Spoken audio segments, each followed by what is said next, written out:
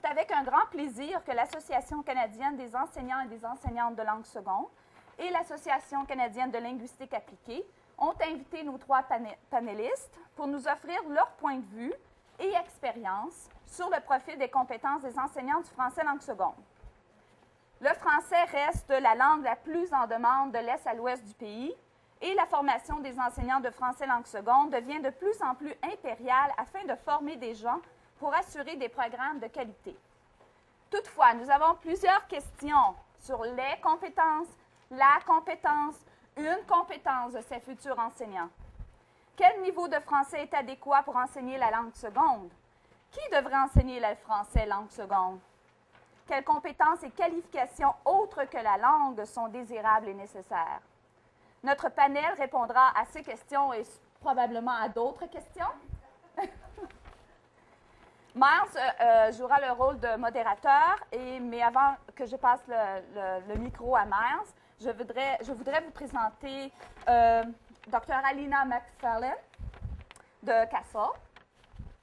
Ensuite, ça va être Michael, je pense qu'il va parler. Michael Salvatori de OSU-UT, Université de Toronto, et il travaille aussi à l'Ordre des enseignants de l'Ontario.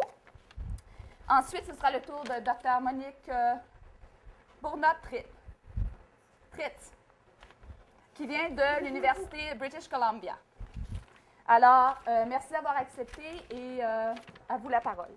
Alors, sans tarder, j'invite Alina McFarlane pour démarrer notre discussion. Et chaque participant, panéliste, va parler pendant 7-10 minutes. 10 maximum. Après ça, je les coupe. Nous nous sommes penchés sur la question d'un profil de compétences pour des enseignants et enseignantes. Surtout comme... bon, je vais parler de ça un peu plus tard. Alors, on a commencé avec un document que CPF a préparé en 2002. Dans un de ces documents, l'État du français langue seconde au Canada, qui était en préparation pour le sondage de combien de professeurs de français langue seconde il y a au Canada et s'il y a un manque de professeurs. Et ce document décrivait ce qu'on voulait avoir comme professeur de langue seconde dans toutes les provinces du Canada. Et il y avait 4 composants. Il y avait la compétence pédagogique, c'est-à-dire la compétence générale, comment enseigner en général, la compétence pédagogique en langue seconde, la méthodologie de l'enseignement des langues secondes, ensuite la compétence langagière et finalement la compétence en matière à enseigner si, par exemple, on enseignait les mathématiques en français en immersion. Le comité a discuté ces 4 idées-là et ils sont arrivés à l'idée qu'on ne pouvait pas prendre ces 4 compétences comme une liste. Parce que, par exemple, si quelqu'un était faible dans une de ces compétences, on pourrait peut-être compenser avec une autre compétence plus forte. Les enseignants et enseignantes étaient préparés aux facultés d'éducation pour enseigner à l'école élémentaire ou à l'école secondaire, mais les personnes qui les embauchaient s'en occupaient pas de ça et finalement, ils changeaient de panel. Alors, le problème, c'était pas souvent qu'ils n'avaient pas des compétences, mais quand ça venait à les embaucher, on ne s'occupait pas vraiment des compétences qu'ils avaient. Alors, finalement, on est arrivé à l'idée de regarder quelles étaient les pistes à suivre pour les professeurs qui étaient déjà en place, comment on pouvait améliorer les compétences des enseignants et enseignants qui étaient déjà là, parce qu'il y avait plusieurs, probablement, qui n'avaient pas ce qu'on pensait seraient les qualifications minimales. Et on a discuté de 32 possibilités, c'est-à-dire les possibilités pour la langue, les possibilités pour la méthodologie. Et on a trouvé un document qui s'appelle Europe Profile for Language Teacher Education, a Frame of Reference. Dans ce document, il y avait 40 pistes différentes. Notre comité en a trouvé 32, même sans regarder le document. Une fois qu'on a regardé le document, on trouvait que les autres idées aussi étaient justes, mais c'était comme une liste où on pourrait, par exemple, améliorer différents programmes aux facultés et aussi de perfectionnement professionnel après pour les 4 compétences dont on parlait. On avait aussi des problèmes, par exemple, avec la préparation en matière pour l'enseignement de français langue seconde, c'est-à-dire préparation en mathématiques en même temps que préparation en français langue seconde. Parce qu'il y a très peu d'enseignants qui ont cette double formation et il n'y a pas vraiment d'initiative pour le faire. Alors ça, on devrait regarder d'un peu plus près parce que si on a des personnes comme ça, ils sont probablement dans d'autres professions. Notre comité va avoir une deuxième réunion bientôt où on va regarder de nouveau le profil avec les 4 composants dont on parlait avant pour essayer de trouver si on peut arriver à des qualifications minimales pour partager avec tout le monde et voir si vous êtes d'accord que ce serait peut-être une aide aux administrateurs administratifs dans l'embauchement des futurs enseignants et enseignantes et pour des autres besoins qu'on a dans notre profession. Alors, je passe la parole à Michael, qui fait partie de notre comité. Alors, comme modérateur, je vais intervenir, piquer j'ai quelques questions, des choses que j'ai notées intéressantes. Je pense qu'il est important de noter que CASALT joue un rôle de coordonnateur pour ce projet et ça implique l'immersion, le français de base, le français intensif. Ce n'est pas juste le français de base. Question, quel est le rôle des parents, d'un organisme de parents, à définir les compétences des enseignants? Et qui définit vraiment les compétences? Je passe la parole à Michael. Merci, Miles. Je suis très content d'être ici cet après-midi, d'être ici parmi vous pour vous parler d'un thème que je tiens à cœur. Et je vais me pencher plutôt sur la compétence langagière ou la compétence linguistique de l'enseignant de français langue seconde. Et ce matin, au début de sa présentation, Lucille avait dit qu'elle était très nerveuse de se retrouver parmi les experts. Moi, je devrais être paralysé de peur d'être ici avec 2 experts, mais je ne le suis pas, donc je vais continuer. Mais avant même d'aborder le sujet, je vais utiliser les termes francophones, non francophones, locuteur natif, locuteur non natif dans ma présentation. Mais comme vous allez le constater, je trouve que les termes, la distinction qu'on fait entre francophone et non francophone ou locuteur natif, non natif, quand on parle des compétences de l'enseignant de français langue seconde, est un problème et est un obstacle à l'élaboration d'un modèle de compétences langagières qui décrit vraiment ce que l'enseignant de français langue seconde devrait être capable de faire. Ce que j'entends par le deuxième terme, la compétence langagière ou la compétence linguistique, c'est vraiment la capacité de l'enseignant de se servir de la langue pour communiquer dans son rôle d'enseignant et d'être un modèle pour les étudiants. Il y a Elder qui parle des connaissances générales, quand on parle de compétences langagières, des connaissances générales en ce qui concerne l'emploi de la langue, peu importe les conditions sous lesquelles on a appris ou on a acquis la langue.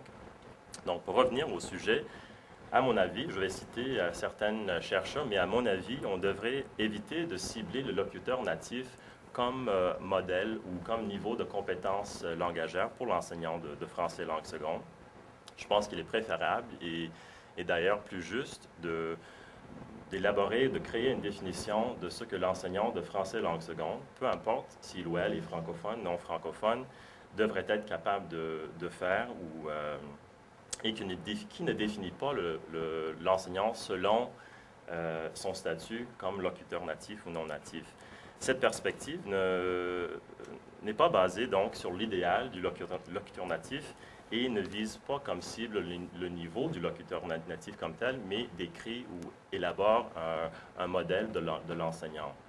Donc, je pense qu'il y a 3 principes dont il faut tenir compte. Il est important de décrire en détail et de façon pratique le niveau de compétence qu'on vise. Il est essentiel d'élaborer une définition qui permet aux enseignants de se voir dans la définition et de parler de leur identité linguistique professionnelle de façon positive, de ce qu'ils peuvent faire, de ce qu'ils peuvent atteindre, et de ne pas parler de ce qu'ils ne sont pas et de ce qu'ils ne deviendront jamais. La compétence, et le troisième principe, la compétence linguistique, n'est qu'un des facteurs qui influence la capacité de l'enseignant de favoriser l'apprentissage du français, d'aider les élèves à maîtriser le français. Il faut aussi tenir compte de la formation de l'enseignant, des stratégies pédagogiques générales, gestion de salle de classe, motivation des élèves. Donc, je propose très brièvement de partager la perspective de quelques chercheurs qui ont parlé de cette question, dont Cook et Davies, et de vous présenter aussi ma perspective selon une étude que je suis en train de terminer, une étude au niveau de doctorat à l'Université de Toronto, à OSI. Donc, pour revenir au concept du locuteur natif, Pavlenko et Lantoff ont dit qu'il faut séparer deux choses importantes. Être né dans une certaine région du monde et son statut comme personne qui est née dans cette région du monde et participer dans une communauté de pratique comme enseignant et parler de sa formation générale et aussi sa capacité, son niveau de compétence linguistique. Il faut parler non seulement de son statut comme locuteur natif, mais vraiment la combinaison de sa formation et du niveau que la personne a atteint. Vivienne Cook veut qu'on reconnaisse le locuteur non natif, la personne qui a appris la langue, qui enseigne la langue comme telle, et non de toujours viser le cible du locuteur natif. Il trouve qu'on ne peut jamais devenir francophone si on définit francophone comme personne qui a appris le français comme langue maternelle. Si on a appris le français comme une deuxième langue, on ne peut jamais devenir francophone selon cette définition, mais on peut maîtriser la langue, on peut atteindre un niveau, et il trouve qu'on devrait cibler, on devrait définir ce niveau de compétence linguistique et avoir des énoncés positifs, ce que la personne peut faire, et non simplement promouvoir un idée idéale de locuteur natif. Il y a aussi Davies qui appuie les idées de Cook, qui parle aussi de début de l'apprentissage d'une langue, d'atteindre un niveau de compétence. Et il cite aussi Packday qui parle du fait que même le locuteur natif est difficile à définir, parce qu'il existe plusieurs variétés de langues. Donc, quand on parle de l'anglais, est-ce que c'est l'anglais de l'Angleterre, de l'Inde, de l'Australie, du Canada? Et si on prend l'exemple du français, est-ce qu'on parle du français qu'on trouve ici au Canada, en France, en Belgique, dans les pays francophones de l'Afrique, et même au Canada, de quel français ou quel locuteur natif, est-ce que c'est le québécois, le franco-ontarien, franco-manitobain? Il y a toutes sortes de variétés et de modèles. Donc, pour terminer, pour parler un peu de mes observations, j'ai commencé une étude, ou j'ai fait une étude avec des participants qui sont des gens qui ont appris le français comme langue seconde, 15 participants qui sont des enseignants de français langue seconde en Ontario et qui ont parlé de comment comment ils se définissent, et leur définition était toujours des définitions par déficit et non par les différences. Ils se sont décrits en utilisant les termes, c'était des termes en anglais et en français, non francophone, locuteur non natif, near native, mais pas not fluent. Donc, c'était toujours une définition négative au lieu de parler de ce qu'ils font ou ce qu'ils peuvent faire et le niveau qu'ils peuvent atteindre. Ce qui est sorti pendant l'analyse du discours des participants, c'était aussi un sentiment de jugement. Et ils ont parlé de leur crédibilité. Et ils se sentaient parfois jugés par l'expert. Et non seulement par le francophone, mais quelqu'un qui avait un niveau supérieur. Et je pense même le terme non francophone, locuteur natif, a contribué à ce sentiment de jugement. Quand il y a un autre arbitre qui décide quel est le niveau ciblé et vous n'appartenez pas au même groupe, c'est très difficile de se sentir accepté. Et dans l'analyse, j'ai lu les écrits de Leib et Wenger qui parlent de la communauté de pratique et du fait qu'il faut inviter les nouveaux membres à participer dans la communauté et s'ils se sentent jugés, s'ils risquent de perdre un peu leur crédibilité comme enseignants, s'ils trouvent qu'ils font des erreurs ou s'ils n'ont pas le même niveau de français, c'est très difficile de les incorporer ou les intégrer dans la communauté de pratique. Donc, si on jette un regard vers l'avenir, je pense que le travail de CASALT et le travail du Conseil de l'Europe en élaborant un modèle qui parle vraiment des énoncés positifs de ce que la personne peut atteindre, je pense que ça pourrait aider les enseignants de français langue seconde à savoir quel est le cible et à y arriver. Et je pense aussi dans les cours de formation initiale d'avoir des composants qui visent vraiment l'élaboration ou l'amélioration de ces compétences linguistiques, d'avoir cette occasion dans les programmes de formation. Baylis et Vignola ont parlé récemment du programme de formation initiale à Ottawa et le fait que les étudiants maîtres ont aimé les composants où ils avaient l'occasion de pratiquer, d'améliorer leurs compétences linguistiques. Et même ce matin, Wendy et Cynthia ont parlé d'un bac en éducation de 12 mois avec un volet au début qui vise vraiment un stage au Québec pour donner la chance aux étudiants maîtres d'améliorer leurs compétences linguistiques. Bon, alors moi je vais parler de standards et aussi d'une rationale, d'une logique pour avoir ces standards-là. Je vais parler de 3 catégories de qualifications pour les enseignants en français langue seconde. Ça va être les stratégies d'enseignement, donc des qualités pédagogiques, les connaissances des méthodes d'enseignement en français langue seconde et le niveau de compétences linguistiques qui va avoir 3 parties. Alors, beaucoup de standards avec moi. Et c'est assez intéressant parce que ces 3 catégories correspondent aux difficultés évoquées par les enseignants en français langue seconde dans le sondage national que Larry, Sharon et Alina ont présenté ce matin, en fait. Alors, les stratégies d'enseignement, bien sûr, on veut tous avoir des enseignants qui savent diriger une classe, qui sont de bons leaders, de bons animateurs, qui savent faire un plan de leçon, qui savent comment enseigner, etc. Alors ça, c'est évident, quel que soit l'enseignant qu'on embauche, on veut que ce soit quelqu'un qui ait des stratégies d'enseignement. Pour ce qui est de la méthode, on préconise une méthode communicative, interactive, basée sur des documents authentiques. On demande que cette méthode soit motivante, avec des jeux, des chansons et de l'expression dramatique. Et c'est reconnu comme la meilleure méthode pour apprendre une langue seconde en ce moment. Il faut faire surtout aimer le français. Donc que les étudiants sortent de la classe en disant « le français, c'est le fun ». Et pour faire ça, je pense qu'il faut avoir quand même un certain niveau de compétences linguistiques. Et il faut aussi, comme Lucille nous l'a rappelé ce matin, il faut parler dans la langue cible en tout temps. Donc, ce n'est pas quelqu'un qui ne peut pas parler du tout dans la langue qui va pouvoir faire ce travail-là. Il faut vraiment avoir un certain niveau de compétences. Alors, la méthode préconisée pour enseigner le français langue seconde, je pense, nécessite obligatoirement un niveau de compétence assez élevé. Et bien sûr, le niveau idéal, je ne dirais pas que c'est natif, parce que moi j'ai passé le test d'Eiling qui est basé sur le cadre européen commun de référence, et j'étais classée comme near native. Il faut dire qu'en 30 ans, j'ai perdu pas mal de mon français. Donc, je suis tout à fait d'accord avec toi, Michel, que de comparer les gens à un niveau native, ça ne veut vraiment rien dire. Il y a toutes sortes de natives. Il y a des gens qui ont peut-être appris le français pendant les 2 premières années de leur vie et après, ils sont allés à l'école anglaise. Ils sont natifs. Okay. Alors, c'est vraiment une très mauvaise comparaison à avoir, en plus de tous les stigmas que ça apporte pour les gens qui essaient de se comparer à des natifs. Donc, je dirais que bon, le niveau idéal, d'après le cadre européen commun de référence, serait C1, je dirais, ou C2 si possible. Ça, c'est vraiment l'idéal.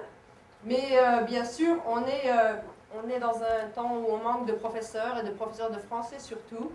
Donc, on ne peut vraiment pas espérer que tout le monde ait un niveau C1 ou C2. Et surtout si ces professeurs ont le français comme deuxième langue, ce serait vraiment utopique et ridicule d'essayer de pousser cette idée-là. Mais je dirais que pour vraiment faire ce qu'on a à faire avec les méthodes qu'on utilise, il faudrait avoir au moins un niveau B2 dans la salle de classe pour pouvoir fonctionner et faire le travail qu'on a à faire. Et c'est en fait ce qui correspond à ce que les parents et les directeurs de relations humaines dans les commissions scolaires en Colombie-Britannique veulent. J'ai fait une étude avec Ingrid Veilleux où on leur a donné la description de tous les niveaux et ils ont choisi B2 comme niveau minimum. Et en immersion, ils voulaient plus haut, ils voulaient au moins C1. Donc, je dirais que B2, c'est vraiment un minimum. Et plutôt que de parler d'idéal, on devrait parler de minimum nécessaire pour faire ce qu'on a à faire. Alors, à UBC et SFU, on a un test de compétences pour l'entrée des futurs enseignants. Et voici les niveaux qu'on demande pour les différents programmes. Pour aller enseigner en immersion secondaire, on demande le niveau C2 ou C1 assez élevé. Immersion élémentaire, on demande le niveau C1. Le français de base secondaire, on demande le niveau B2. Et français de base élémentaire, on demande le niveau B1. Et on demande le niveau B1 parce que ce qu'on a en Colombie-Britannique, c'est un grand nombre d'enseignants de français de base qui ne parlent pas un mot de français. Alors, demander le niveau B1, c'est déjà extraordinaire. Alors, et ce n'est pas de leur faute, c'est parce qu'on a eu une politique en 1996 qui disait qu'on devait enseigner le français langue seconde de la 5e à la 8e année dans toutes les classes. Et soudain, tous les enseignants devaient enseigner en français, même s'ils n'avaient jamais parlé français auparavant. Mais je pense que ce n'est pas le tout d'avoir un bon niveau de compétence et d'être un bon modèle, comme Michel disait. Il faut aussi savoir expliquer la langue. Et ça, c'est vraiment quelque chose de différent que de parler couramment. De pouvoir expliquer la langue aux élèves et le pourquoi de la langue à travers une grammaire du sens. Et pas faire des leçons de grammaire en disant, voilà, on va apprendre la conjugaison du verbe aimer au présent aujourd'hui et voilà les terminaisons et répéter tout ça avec moi. Mais leur expliquer que la grammaire n'est pas un bourreau sans pitié, mais que c'est plutôt une boîte à outils au service de la langue. Et pour faire ça, il faut vraiment comprendre la langue. Et ça, c'était une autre chose, une autre qualification qu'on devrait demander de nos enseignants. Et je pense qu'on peut les aider avec ça. À UBC et SFU, nous sommes en train de développer un cours en ligne qu'on appelle Gramline. Et c'est pour aider les enseignants dans leur pédagogie de la grammaire, leur montrer comment enseigner une grammaire du sens en partant du texte et en voyant quels outils sont nécessaires pour, par exemple, faire une description. En tout cas, j'ai présenté ça tout à l'heure, mais je n'ai pas eu tellement de clients, mais quelques-uns quand même. C'est pour ça que j'ai fait la publicité ici. Bon, alors donc, les enseignants doivent savoir expliquer la langue. Et finalement, une autre dimension, c'est qu'ils doivent connaître la culture francophone. Et je pense que quand on lit des textes en français, si on ne connaît pas la culture francophone, on ne comprend pas bien ces textes-là. Et c'est vraiment la difficulté des élèves. Quand ils arrivent en 3e ou 4e année en immersion, on ne lit plus en français parce que c'est trop compliqué en français. On ne comprend rien, c'est trop difficile, ils disent les livres en français. Et la raison, c'est qu'ils n'ont pas eu les explications de la culture francophone. Donc, c'est vraiment important. Et je dirais que les enseignants de français devraient avoir vécu au moins une partie de leur vie dans un contexte francophone. Au Québec, au Manitoba, dans les régions où on parle seulement français, en France, en Afrique, dans des endroits francophones. Et je dirais, on apprend encore mieux la culture si on travaille dans un contexte francophone. Donc, de travailler dans un contexte francophone, même comme bénévole, ce serait vraiment très, très utile pour nos enseignants et pour qu'ils comprennent la culture. Alors, voilà, ce sont tous les standards que j'aurais pour l'enseignant parfait du français langue seconde. Et je pense qu'on peut offrir et donner beaucoup de support à nos enseignants et à nos futurs enseignants pour réaliser ça. Merci, Monique. Je vous invite maintenant à lever la main pour intervenir, faire des commentaires. Si votre commentaire dépasse 30 secondes, je vous coupe. OK. J'exagère peut-être un petit peu, mais pas de de monologue de 4 minutes, s'il vous plaît. Je vous invite à faire un commentaire ou à poser une question, à réagir à quelque chose que vous avez entendu de nos 3 panélistes ou de quelqu'un d'autre pendant la journée ou de partager une réflexion ou une expérience. Bien, ce qui m'inquiète un peu, je comprends qu'on ne devrait pas comparer aux natifs, un peu comme on s'est dit, mais je pense à notre faculté où nous avons des francophones natifs et les francophiles. Et si on était pour instaurer des compétences qui étaient différentes des deux clientèles, j'ai peur de l'effet que ça pourrait avoir sur les non-natifs. Réaction? Est-ce que c'est ça que tu suggères, Michael? À mon avis, ça ne serait pas 2 niveaux différents. Ça serait un niveau pour tout le monde, une description du niveau minimum, pas de l'idéal, mais du minimum, que tout le monde devrait atteindre afin d'être un enseignant de français langue seconde, et non un niveau pour ceux qui sont francophones et un autre niveau pour ceux qui ne le sont pas. Et c'est plutôt de ne pas utiliser peut-être les termes pour distinguer, mais d'avoir une description positive de ce qu'on devrait être capable de faire comme enseignant de français langue seconde, peu importe si on est francophone, francophile, locuteur natif, non natif. Oui, moi je suis d'accord. Les qualifications minimales seront les mêmes. Et si un locuteur, si un francophone dépasse les qualifications minimales, ça ne l'empêche pas d'enseigner le français langue seconde. Okay, je voulais juste te dire que ce qui est très important, c'est pas d'utiliser des mots comme natif et tout ça, c'est d'avoir des descriptifs comme on a dans le Common European Framework. Donc d'avoir des critères descriptifs. OK, Lucille.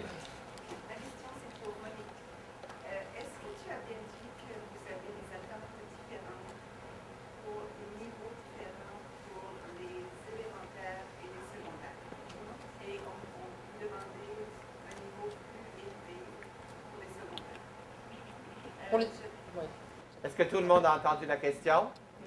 OK, Monique. On demande un niveau plus élevé pour l'immersion, d'abord, et on demande un niveau plus élevé pour l'immersion secondaire que pour l'immersion élémentaire, et on demande un niveau plus élevé pour le français de base secondaire que pour le français de base élémentaire. J'aimerais soulever la question de l'importance d'avoir des modèles langagiers très, très forts pour les débutants, les petits enfants qui sont à l'âge optimal pour apprendre une langue. J'aimerais savoir si vous êtes penché sur cette question. Non, je suis tout à fait d'accord, et comme j'ai dit, il faudrait avoir au moins un niveau B2 pour tout le monde. Okay? Mais ces critères-là ont été établis par ce qui se passait dans les écoles. Donc, on a regardé ce qui se passait dans les écoles, et dans les écoles d'immersion, c'était surtout des natifs, des gens qui avaient un excellent français. C'est pas que des francophones, en fait. Tandis qu'en français de base, on a des gens certains qui ne parlent pas du tout le français. Donc, on prépare nos étudiants pour aller faire des stages dans les écoles.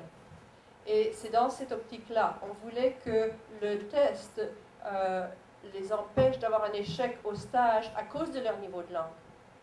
Donc, ce n'était pas fait pour avoir les niveaux idéaux, parce que si on faisait le niveau idéal, on n'aurait pas d'étudiants et il n'y aurait personne dans les écoles non plus. Donc, c'est un peu les deux. Mais au moins, nos étudiants au français langue seconde élémentaire parlent couramment, sont capables de suivre des cours à l'université en français. Alors, c'est déjà pas mal. Cynthia? Je vais mettre mon chapeau d'administratrice dans un conseil scolaire qui embauche vos étudiants.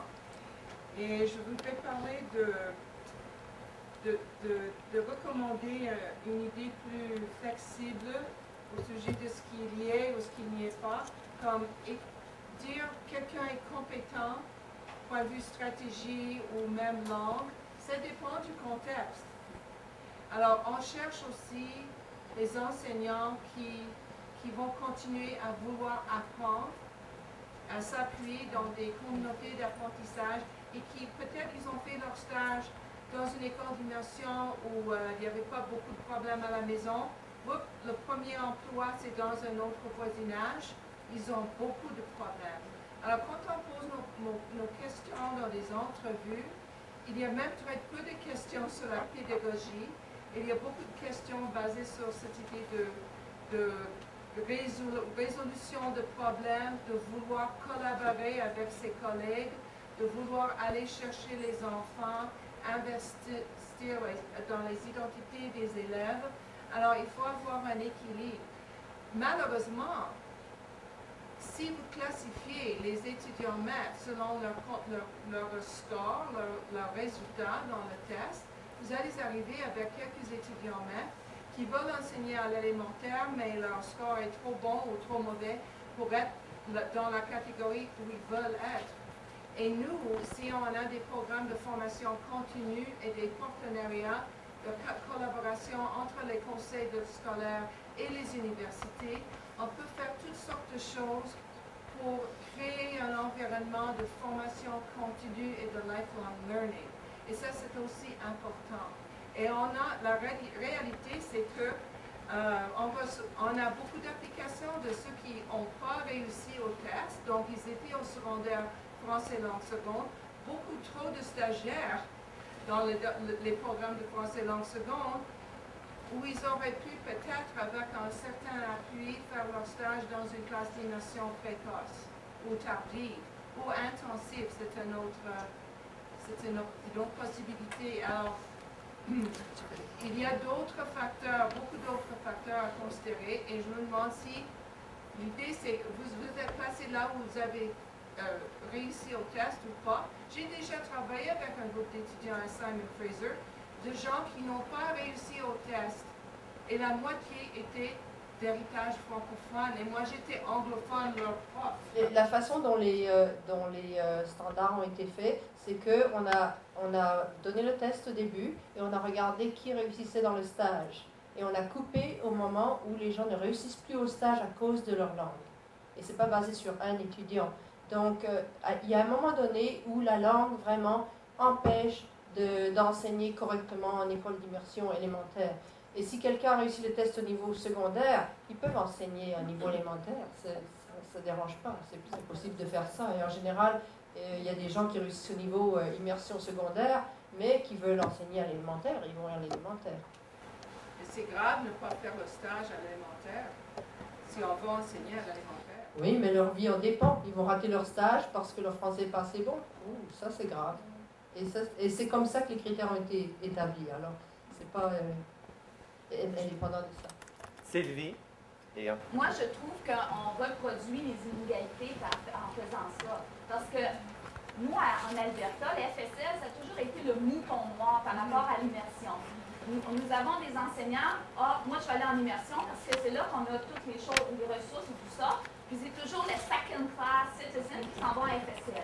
Je me suis fait dire, parce qu'on a un groupe second language, Spanish, Mandarin, German, puis on fait notre formation de 2 ans en français. Je me suis fait demander pourquoi tu ne mets pas ceux qui ne sont pas assez bons pour aller dans votre programme de 2 ans dans le second language core. J'ai dit non, pourquoi qu'on ferait ça? On a besoin des gens FSL, des bonnes personnes en FSL aussi pour enseigner. Alors c'est pour ça que je trouve qu'en classifiant comme ça, on reproduit encore ce que les gens se disent entre eux. Ah, t'es bon en français, toi tu vas enseigner en immersion, toi t'es moins bon, tu iras en FSL. Donc je pense qu'il faut changer ce cycle-là. Je pense quand même que si on parle de l'immersion, les enseignants ont une double responsabilité d'enseigner la langue, mais les élèves vont apprendre le contenu dans cette langue-là. Donc s'ils ont un modèle qui n'est pas assez bon au point où ils ne développent pas leur niveau de langue pour pouvoir comprendre le contenu, c'est grave. Donc l'idée d'être stéréotypé et tout ça, c'est pas le but de ça. C'est ce qui se fait avec les résultats du test, mais c'est pas le but.